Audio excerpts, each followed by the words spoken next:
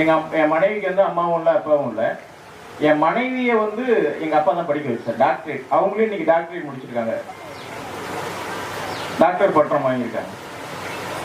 அப்போ அவரு அந்த 4 பேரை உருவாக்கி வச்சுருக்காரு. எங்ககிட்ட கேட்டுட்டு போனது என்னன்னா, உங்களை எப்படி நான் படிக்க வச்சுன்னா உங்களால முடிஞ்சதை இந்த சில பிள்ளைகள் நீங்க பண்ணணும்னு சாகும்போது சத்தியம் வாங்கிட்டு. ஆனா அதே அப்பா இன்னைக்கு வந்து புரட்சியாளர் அம்பேத்கர் அவரு சொன்னதை அம்பேத்கர் பேர்ல இன்னைக்கு வந்து தம்பிங்களுக்கு தெரியும். அம்பேத்கர் பேர்ல இன்னைக்கு ஒரு ட்ரஸ்ட்டை கிரியேட் பண்ணி கிட்டத்தட்ட ஒரு 800 குழந்தைங்களுக்கு உண்டானது எல்லாத்தையும் பண்ணிக்கிட்டு இருக்கோம். இப்போ 10th எக்ஸாம் எழுதுனா 239 மாணவர்களுக்கு எக்ஸாமுக்கு உண்டான கான்ட்ரிபியூஷன் பண்ணிருக்கோம். ஸ்கூல் ஃபீஸ் கட்டிட்டு இருக்கோம்.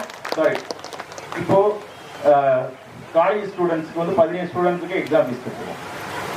அப்பா அம்மா இல்லாத பிள்ளைங்க படிக்க வச்சுருக்கோம். இது ஏன் பண்றேன் அப்படின்னா, ஏதோ என்ன நீங்க வந்து தற்பெருமையா நினைக்கணும், நான் உங்ககிட்ட வந்து அரசியல் ஓட்டுக்கிட்டலாம் கேட்க போறது இல்லை, அது எனக்கு தேவையும் இல்லை. சரியா? ஏன் சொல்றேன் அப்படின்னா, நம்ம இந்த சமூகத்துல மேல வந்த மாதிரி நம்மளும் 4 பிள்ளைகளை உருவாக்கணுன்ற எண்ணம் வந்தா மட்டும்தான் இந்த சமூகம் மேல வரும், இல்லைன்னா வராது. அம்பேத்கர் கொடுத்த பிச்சையினால இங்க நம்ம நிக்கிறோம்ன்றதை கல்வியாளர்கள் முதல்ல உணரணும். இன்னைக்கு வந்து நம்மளாம் இன்னைக்கு இந்த இடத்துல நிக்கணும் அப்படின்னா காசு பணத்தால இல்ல சகோதரர்களே, சகோதரிகளே, பெற்றோர்களே. இன்னைக்கு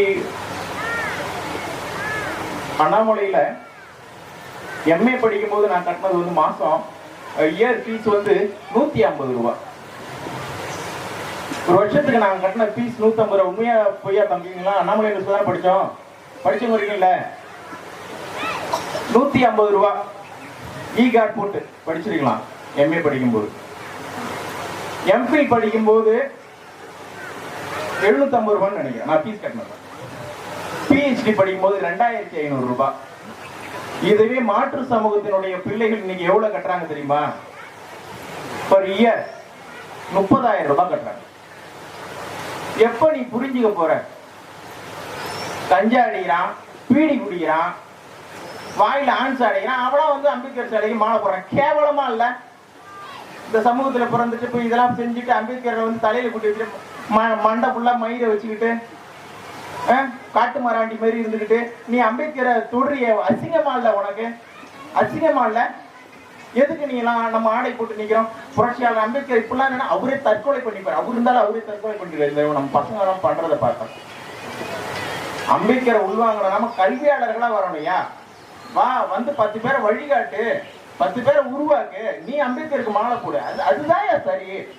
பார்க்கவே கேவலமா இருக்கு. தலையை ஃபுல்லா அப்படி வச்சுக்கிறான், ஒரு ஏதோ கடுக்கனை போட்டுக்கிறான், உள்ளார ஆன்ஸ் அடக்கிறான், கஞ்சாவை குடிக்கிறான், அம்பேத்கர் போட்ட டிஷர்ட்டை போடுகிறான். அம்பேத்கர் தலை குனிய மாட்டாரா?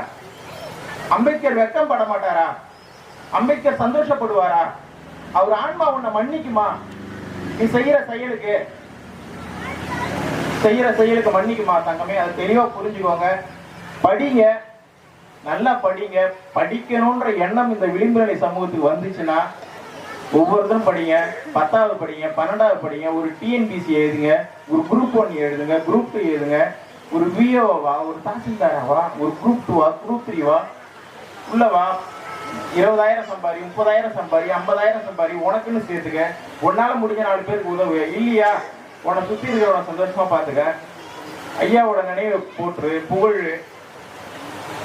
அதெல்லாம் எதுவுமே கிடையாது.